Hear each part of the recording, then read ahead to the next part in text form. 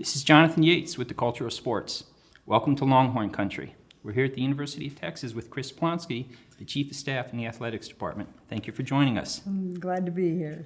Well, it's been 30 years now marking here at the University of Texas. How have you things changed over that period of time? Well, it's over half my life at one of the most coveted, really, areas in the country to live in Austin, Texas, a burgeoning state. But the heart of what we do here at Texas is about our university. And the academic standing of this publicly supported university is beyond measure. And it was chartered as the University of Texas. University of the First Class was the mission. And it's just been a delight to be employed in a very visible and highly regarded, highly scrutinized, and successful athletics program, which we hope brings a lot of positive attention, reasons to socialize, and tends to our mission as well as the university's, which is excellence. So for the first time this year, there were more female students in medical school than male, which is directly a result of Title IX. How have you seen Title IX change sports here at Texas during your tenure? Well, a lot of people forget that Title IX had nothing to do with athletics when it was passed, and as we know, Birch Bayh was behind that law and pushed it through, and he recently passed away, and I noticed a lot of Facebook postings about him and paying homage to him. But what it really did was lift a glass ceiling on access to higher ed at federally funded institutions. Now, with that, the activities offered at higher educational institutions were also expanded. So while many women of that era in the 70s were worried about getting into law school classes, science classes, math, engineering, medical school, on the flip side of co-curricular activities, of which we at Texas define athletics as co-curricular because they involve students, it meant that this university was going to be among the first publicly supported institutions in the country to commit to a fully fledged Department of Intercollegiate Athletics for women. And frankly, the women who came here to participate in sports were coming here anyway for academics, and when they found out they could play the sport they loved, it was like, what a bonus. So I think we're really proud institutionally. Obviously, we modeled a lot of what we did after the men. The men were going after wonderful student athletes who also wanted a great education. The facilities that were built for training and competition were wonderful.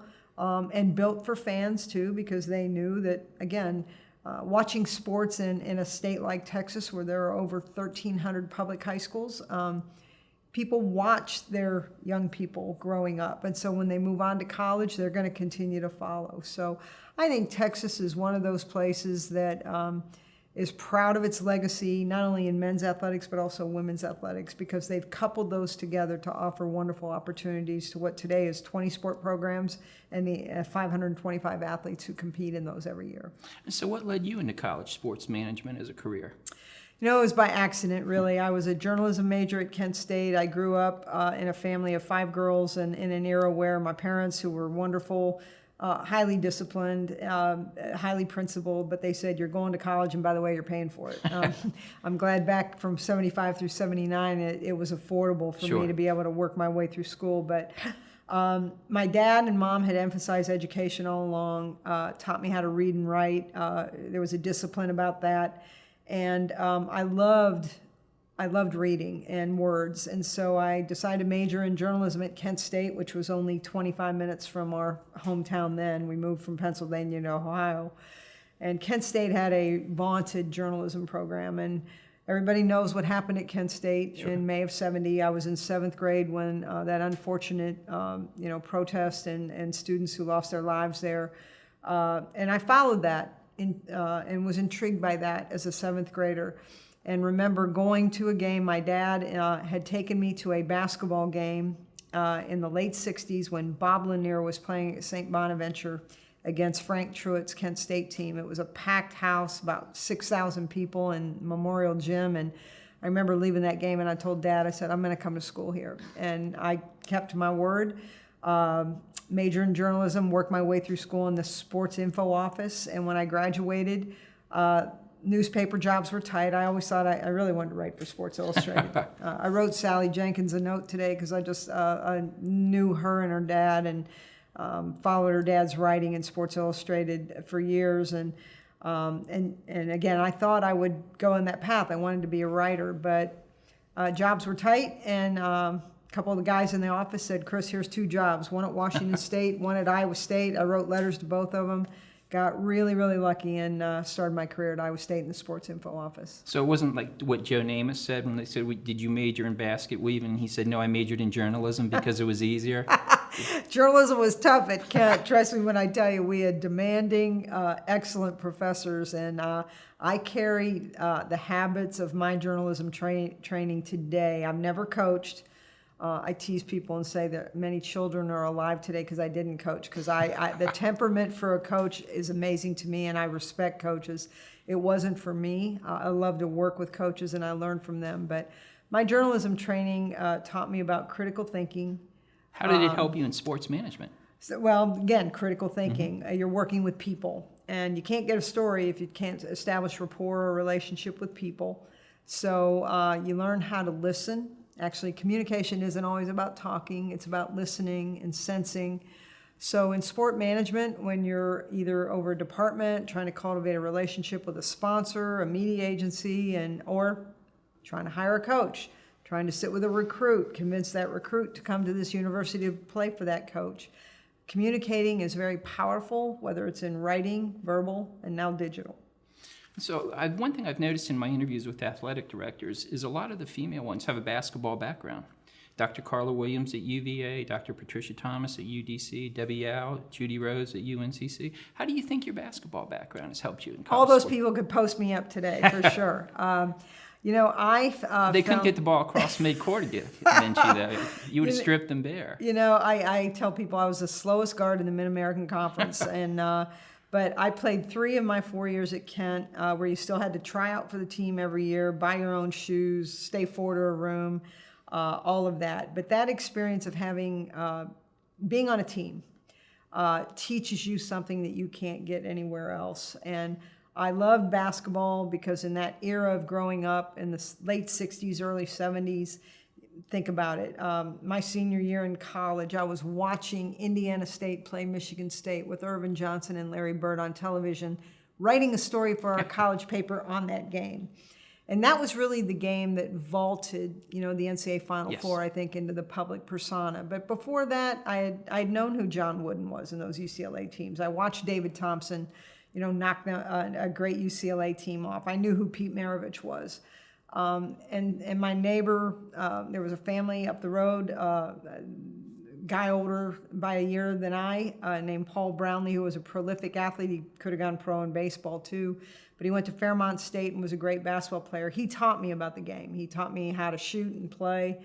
And I, again, just fell in love with the sport. But I don't think it's ironic that most of the women in athletics have a basketball nexus, because there was no football.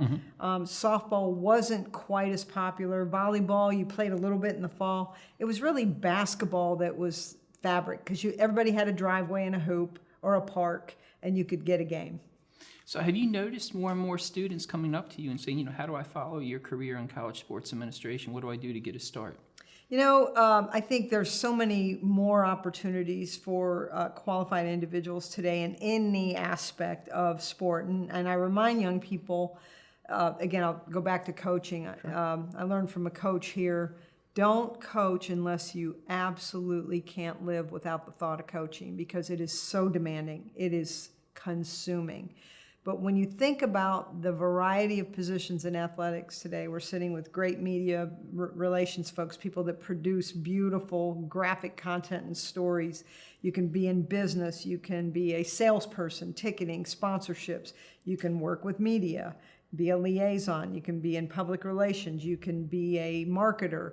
Administration is, again, the next wave up, but I think without having been an SID or having worked in event management and done the things that I've done over my career, I don't think I could have ever risen to be an administrator. You really have to pay your dues like a coach does. Right. You have to be an assistant before you can be an associate, before you can be a head.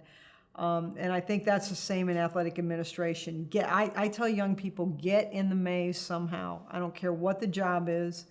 Get in the maze, even if it's low paying and you're bottom somewhere. Start your networking there, and you can advance if you excel and you work beyond job description. But no, based on your high-profile career and your career success, have you noticed more female students coming up to you and asking, how do I replicate your success? How do I get my start in college sports administration? Yes. Again, I think it's become a popular and meaningful avenue for more and more people, and especially women, because it's so common now. It's not unusual. It was very unusual for me to have been a female, for example, who had played. So when you go and interview for a job and they're asking you, well, you're going to be doing sports, 1979 circa. Sure. Do you understand sports? And I'm like, want to see my knee scar from 73? So today it's assumed that young people grew up with sports, and you can tell people that have been competitive. Being competitive in any job is the leg up. The college degree and all those things matter, but I want to see someone that can really dig deep, be a good teammate, play a role, be a leader when necessary, but being competitive helps people succeed.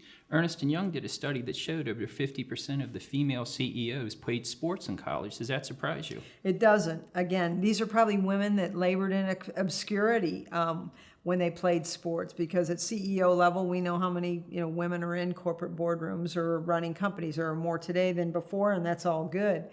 But it's funny when you dig deep on their bios and you find out they might have been an AIAW era pre-NCAA tennis player or golfer. Maybe some of them even didn't have organized formal varsity sports background, but played intramurals competitively. Again, that experience of being part of a team, a collective that was rushing forward to do something together for the greater good, that allows people to succeed in, regardless of the business or the framework that they're going to work in. So my cousin Jay, he was a fighter pilot, and he always told me the first rule for a pilot is fly the plane. What do you consider the first rule to be working in college sports administration? You got to love it. You got to have a true passion for it. And I define that passion for college sports as what is the collegiate experience? And at the University of Texas, and this wasn't the first place I found out about it, but I feel like it was the most high-profile place that exemplified what it should be. It is about getting a college education, getting to represent your university. As my former boss, Dave Gavitt at the Big East said, it's about the name on the front of your chest on the uniform, not the name on the back. You will be expected to be a great representative of your university. You will be expected to go to class. You'll be expected to comport yourself with class so that donors, fans, etc., your peers as students, faculty on campus will admire what you do. That to me is the college experience, and what it takes today in 2019 to offer a great college experience. It's resources. It's great people. We call our coaches here master teachers. It was a term that my first boss at Texas, Donna Lopiano, used. She was a PhD. Our student athletes called her Dr. Lopiano. She demanded excellence from them, but she also reminded them that without the educational piece, this doesn't exist for you. And I love that model. We live it today. I've worked with wonderful people here, DeLoss Dodds, Steve Patterson, Chris Delcani, Donna, Coach Conrad, who became women's AD here. They all espouse the same thing. Mike Perrin was our interim AD for a while on the men's side, and Mike was a perfect example of it. Came to school here to play for Darrell Royal, got a degree, got a law degree, was a scholar athlete as an undergrad. Mike could talk to our men and women student athletes about, I am a living, breathing example of a small town kid whose life was absolutely transformed by this collegiate athletics experience and higher ed experience at the University of Texas. Now, when I interviewed Heather Light, the athletic director at Pitt, about what her favorite part of the job was, she said getting to take someone's child who was a teenager away from home for the first time, which is what your average college athlete is, and turning them into an adult. What is your favorite part of the job? Well, she's right about you take other people's children and become responsible for them. But what the biggest delight for us is, again, watching that personal leadership development come to life. And They're over a 4 to 5 year continuum while they're here. And some, after that 4 or 5 years, you look at them on that graduation stage or when they're finishing their eligibility and you're thinking, I remember you as your freshman and I didn't think you were going to cut it. But then there's days like today where I just got an email from a young lady that was on one of our track teams in the late 90s. And she said, CP, a bunch of us are coming back for the Texas Relays in a couple of weeks. I hope to see you. This young lady married a good friend of mine who was in licensing. She was a prolific athlete. She's now a development officer at a private school in Atlanta. And I'm just thinking, we're building a Hall of Fame here at Texas, and I'm going back over all these team pictures of national champions. She's in one of them. And I happened to hear from her today, and I'm going, this is so great. She's going to come back. She's going to have her kids with her. Nothing gets better than that. Hey, well, let's look back over your career again. Napoleon said that the best small unit commanders make the worst large unit commanders because it takes a different leadership style. You've succeeded every step of the way up your career, but how has your leadership style changed? I'm not an overt personality. I took one of those personality tests when I got to the Big East because Gavitt, I think, was trying to figure me out, and he came in and gave me the results. He said, he goes, you can do okay in a big room, but you don't exactly go to the front. You kind of work your way from the back and step by step get there. Life is a short, scrappy point guard. I mean, good Lord. I just think, first of all, I remind myself every day I'm so lucky to work where I work that nothing is bigger for me than the University of Texas. I'm just so blessed to work here. I want to be a great employee for not only our president, our faculty, our board of regents, our alumni who are so proud of this place. I want to be a good teammate to our athletics department personnel. I want to be a great role model for men and women, not just our women athletes, but our men too. My dad was a role model for me. My mother was a role model for me. And they taught me about principles and about honesty and about being tough. Not everything's going to go your way. If you get knocked in your butt, you might whine for a while, but it's not going to do you any good. Pick yourself up and go. So I hope that if people see me as a leader, they see me lead by more example than by maybe conversation. Because I think the way I've tried to work in athletics over my career is to work hard, work on behalf of the company, give back to the company what I can, and again, just do right by people. You say that nothing is bigger than you than the University of Texas. Everybody knows what an incredible powerhouse sports program there is, but it amazed me that you have scholarships for your intramural program. How did that come about? That's a great question. Intramurals is separate here. It's under the student vice president or vice president for student affairs. But like us, they are an auxiliary enterprise, which means they have to fund their own budget. Mm-hmm. So there is a required student fee here that funds rec sports, and I think, again, we're very much neighbors and teammates. We sometimes use the same facilities, but I think, at some point, the intramural department decided that, having some scholarships for those athletes was a good thing, and they may be academic-oriented.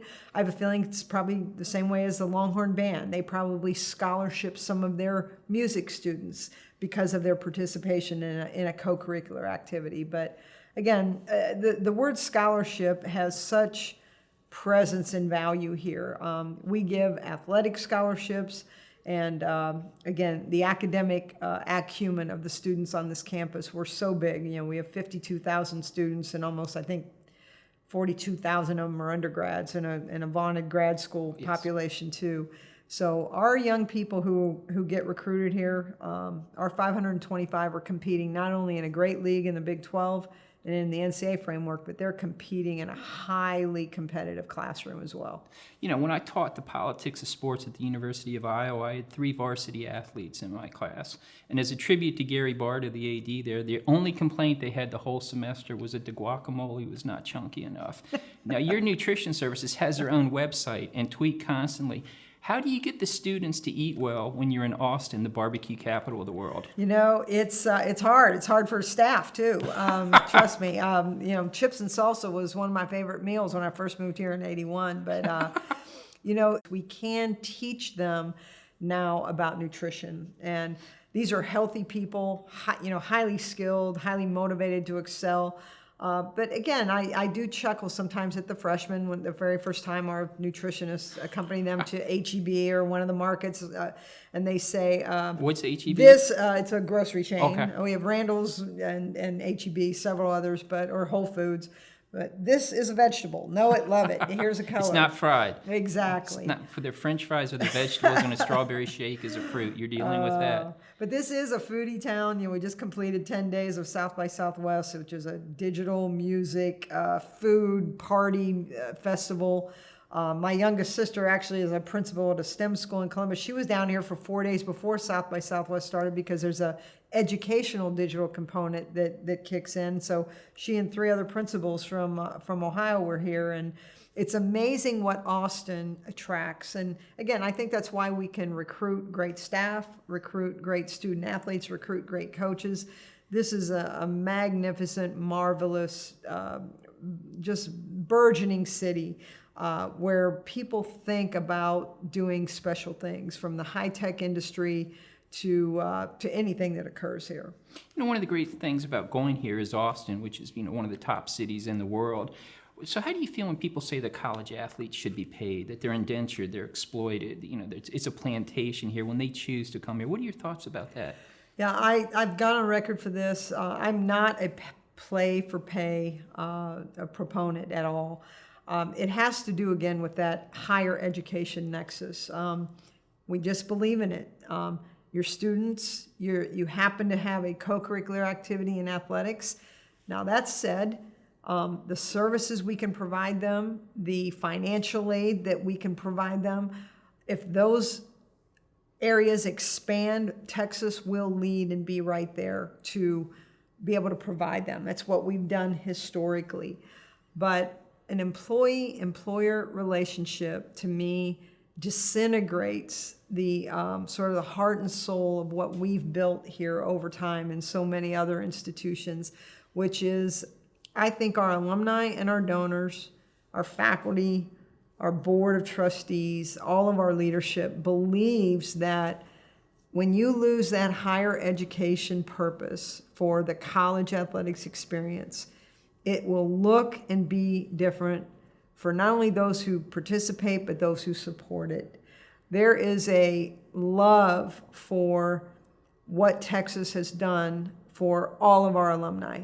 When you see people that weren't even athletes while they were here, but just were students, and they talk about the transformational experience that they received from just attending Texas, the faculty who influenced them, the friends they met, what this university allowed them to do with their lives post-graduation, and what it continues to do now with networking and social opportunities.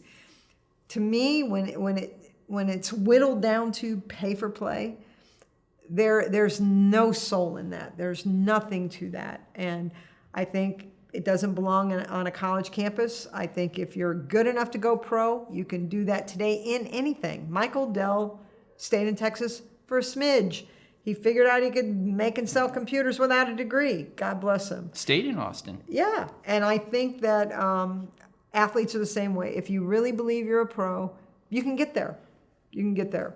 And don't come to college if you don't want to, because not everybody should or needs to go to college. Let's talk about the networking opportunities you brought up. The University of Wyoming did a study that showed that its football team generated $46 million in branding for the football players. That works out to about $500,000 each. Laramie, Wyoming is not the Austin, Dallas media market.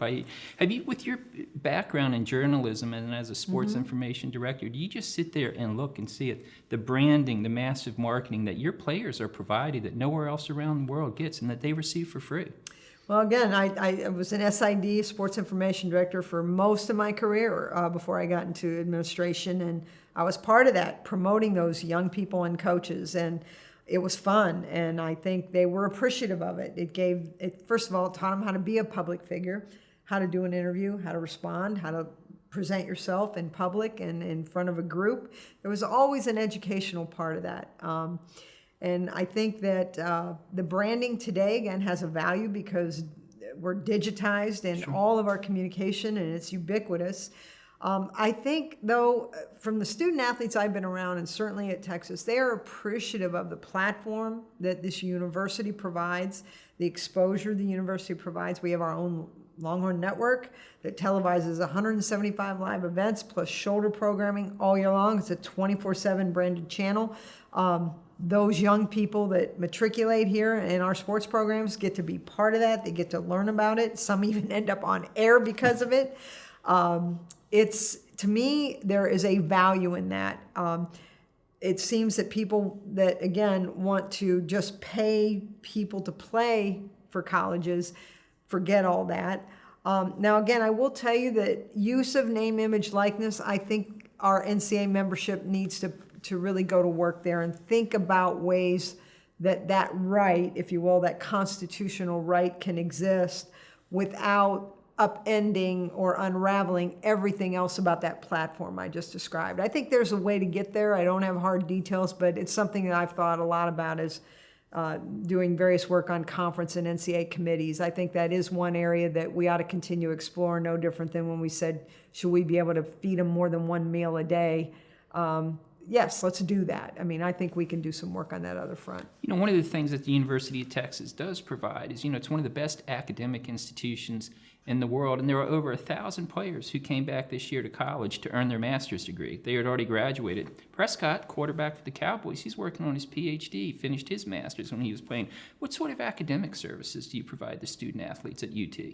Well, it's one of the things, again, that it's sort of that, it's a pillar that we're built on, not only in student services, as we call it, which is academics, the career prep areas in there, the personal leadership development is there. We're going to get you ready for, in fact, the program right now is called After Texas, and there's another piece of it that's called Forever Texas, meaning we never leave, you never really leave us. We're going to track you through the Letter Winners program, through career networking. We offer unbelievable health and well-being services in sports medicine, which now has nutrition, sports science, applied sports science, strength and conditioning. We have a behavioral health unit that's very robust. We have a part-time professor who's a PhD in sociology, a clinical professor now, who spends half his time here and half teaching in the School of Sociology. Again, anything that we can put around our 525 young people to develop them to be ready for the world after this experience. Those who, again, play 3 years if you're a baseball player and get to go pro, you want to come back and finish, we'll work with you and your agent and your team in order to accommodate your post-eligibility education. We have many student athletes who don't quite finish their degree in the 4-year cycle. We have some 5th-year student athletes who might only need a couple summer school classes or a semester, sometimes 2. It's more rare, 2 semesters is usually 1. But those young people have their education paid for. We tell them we are going to finish you to graduation. That's our obligation to you. So when I interviewed Bubba Cunningham, the AD at UNC, he spoke very highly of what he called the Complete Carolina program, where if you came there as an athlete, they would work with you to finish your degree. Is that what the After Texas, Forever Texas works? And not only that, we've had some athletes who competed years ago and who had a little bit to finish, and many of them have had pro careers, but they come back. Some of the more high-profile stories recently: Ricky Williams, Vince Young, Corey Redding, Drew Stubbs. Drew Stubbs played 14 years in the major leagues. He was a prolific student here. He came back, he finished, and then somebody told me he was enrolled in a statistics course this fall. I mean, I just went, Drew, you didn't have enough? You mean you got your degree, have a great career? But again, to me, you're a student forever if you love education. And while they're here, we try to tell them, you can be a student if you want to all your life. That means you hunger to learn. You hunger to have knowledge and information. That's a good thing. Would you let someone come back and even take classes after they had finished their degrees? Well, again, there are different programs. And again, that's where I think this future conversation is based on potentially the Olson case. Will graduate degree opportunities be there? We know now we have the 5th-year graduate transfer, where for individuals who finish quicker than that 4-year cycle, you can go and be in a grad program and have it paid for because you're still eligible to play. We had a young lady. We have a young lady on our basketball team who finished really quickly at A&M, Danny Williams, and she transferred here to play her 4th year at Texas, and she's in our sport management program. So we were happy to take an Aggie and change colors for her, and Danny had a terrific season for us. We're dancing this weekend in Oregon and playing Indiana in the first round, and we're really proud to have Danny, and she did a great job. Let's talk about sort of the holistic approach of an athletic department. When I interviewed John Wildhack, the AD at Syracuse, he said whatever the athletic department does, it reaches out to partner with the other things. If they're working with the SID, they're working with the Newhouse School of Communications too. What efforts does the athletic department make here to reach out to the other departments in the university? It's continual. You know, in the old days of, I'll say, women's athletics, where I was first employed at Texas in 1981, we were so small and not very rich, so to say. I think oil was $10 a pound. Yeah, well, the president's office was funding most of women's athletics back then, but our first group of people that we called our performance team experts were a professor from the College of Pharmacy. There was a management information system professor who taught us about data and tracking data, everything from test scores and SAT scores and GPAs, just because, again, we were trying to prove that maybe students who appeared on paper to be less than prepared for Texas's academic rigors still could succeed with the right support. So when you talk about collaboration, I guarantee you athletics is one of the biggest collaborators. How that looks in 2019, again, very close relationships with our kinesiology department because of that applied sports program we have. The Moody College of Communication here is going to co-op production, not only for Longhorn Network content, but other content for our video boards. Jay Bernhardt, the dean there, is very excited.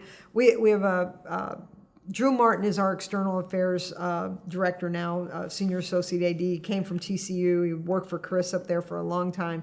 Drew's brilliant, and everything that you see transformed at Texas, from our game day experience, our fan engagement, to some of the newer collaborations with campus, Drew is behind. He was a brilliant hire by Del Conte. Drew is going to take us, well, he already has taken us to the moon. We're soon to go to Mars in terms of the influence that he'll have. He's wonderful. I've just loved the work that he's done and really appreciate the branding experience and the fan experience that Drew has brought to our team and our staff. You know, people don't realize how a university like the University of Texas reaches out to combine its athletic and academic departments together. I'm going to rep your old school, Kent State, for a second. I read for the first time this year that a player who was on the autistic spectrum was given a basketball scholarship to play D1 at Kent State. The reason he picked Kent State was because of how compassionate and supportive Kent State was to the special needs community.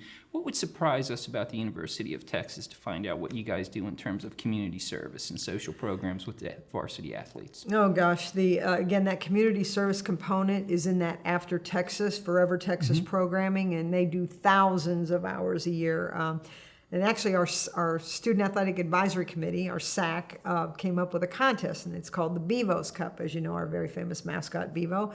So, not as well as the Georgia Bulldog remembers them, that's for sure. Well, there was a little one-upsmanship there during that Sugar Bowl contest, but anyway, the community service piece is part of that Bevo Cup competition. It's based on how you're doing academically, how you do athletically, and then your hours of giving back to the community. And so many of our student athletes, first of all, they don't even have to be told. They want to do this.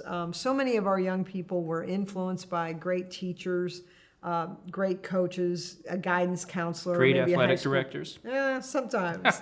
But again, we are every day, night, weekend, we have students who are doing a variety of services throughout our communities, and they thrive on it. It gives them a chance, again, to interact, to see the community in which our great university resides.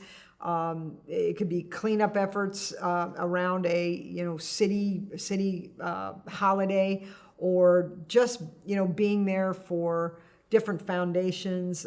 We have a neighborhood Longhorns program that was started back in the late 80s for 5th through 8th graders. Students go over, they tutor, they speak to assemblies. The neighborhood Longhorn students, which are about 6,000 in these 31 Title I schools in Austin Independent School District, they actually have to finish book reports, get good grades, and have perfect attendance, and they are rewarded by a chance to come over and see an athletic event. I was going to say, how excited do the children get when somebody from UT varsity sports comes to their classroom? Oh, they can't wait. I mean, they wear their shirts, they get shirts, we take T-shirts, caps, but the young people are really talking to them. There used to be a divide in Austin where east of I-35, the university maybe has seemed hundreds of miles away. In fact, one little neighborhood Longhorn child during an on-campus event, because they come on campus for events, he said, I live over there and I used to wonder who was in all these buildings. And now we brought the buildings to him and we said, well, here's the library, or here's one of the facilities where our volleyball team practices. And what we've really tried to do with that Neighborhood Longhorns program is give hope to these young people in these Title I schools that they too can be college students. And several years ago, we celebrated one of those youngsters who, again, started as an NLP student, got his scholarship to Texas, non-athlete, and finished a degree. So it's a great kind of program, but that's the heart and soul of the University of Texas. I know the elementary school students love that program. How do the student athletes at Texas like it? Not only do our student athletes love it, but the regular student body loves it. Our Silver Spurs group, which takes care of Bevo, they're part of the organizations of students who, again, volunteer their hours to tutor in these schools for after school programming. So again, it's this Neighborhood Longhorns program started in athletics. It was actually a concept that was delivered by our two basketball coaches at the time, Jody Conrad and Tom Penders. They really thought it was time for our students to give back to the community. The program got so big and successful, it's now housed in the Division of Diversity and Community Engagement. That is impressive. But the regular student body, even back in the early 90s, the student body president, Howard Nurkin at the time, showed up with hundreds of students to know about the program, and today those students are still volunteering. Wow, that's just incredible. You've been incredibly gracious and generous with your time, so we're down to the last question. Last time I was up here, I was interviewing Dallas Cowboys. He used to play for Tom Landry, who had not one, but 2 degrees from the University of Texas. And as part of the interview process, I said, you got to let me ask you one stupid fan question. So you got to let me ask you one stupid fan question. Who's the best football player you ever saw play for University of Texas? That's hard to say. I will tell you what the best football moment was, though. And ironically, it didn't occur here.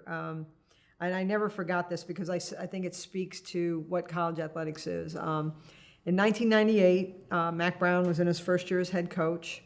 I'd been here about 4.5 years at that point. And again, our football program was excited to have Ricky back. He could have gone pro, but he came back to try to help his team and ended up winning a Heisman. But that season, we went to the University of Nebraska. And I think they had a 47 home game winning streak. It was a great game. It was so cold. You can imagine, Big Red Nation up there. Ricky ran for, I don't know, $150. We got a late touchdown from Major Applewhite to Wayne McGarity. We win the game. Mac's on the shoulder of his players, and ABC has the game, and they interview. And I remember Mac and Ricky were the last 2 off the field to head up the corridor to our locker room, and thousands, literally thousands of Nebraska fans stayed around our corridor tunnel, and they applauded as they ran off. Wow. And I remember jogging behind them and thinking, this is why I love working. You were wondering if they recognized you, and that's what they were applauding. No. Well, here's part B, the last part. What's your favorite female athlete's moment here at UT? Oh, it's hard to top a national championship, and you can't be perfect all the time.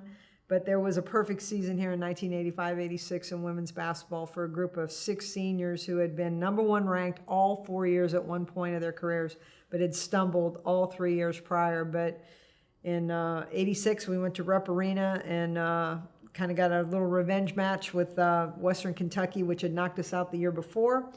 Beat them, and then beat a great USC team with Cheryl Miller to go 34-0.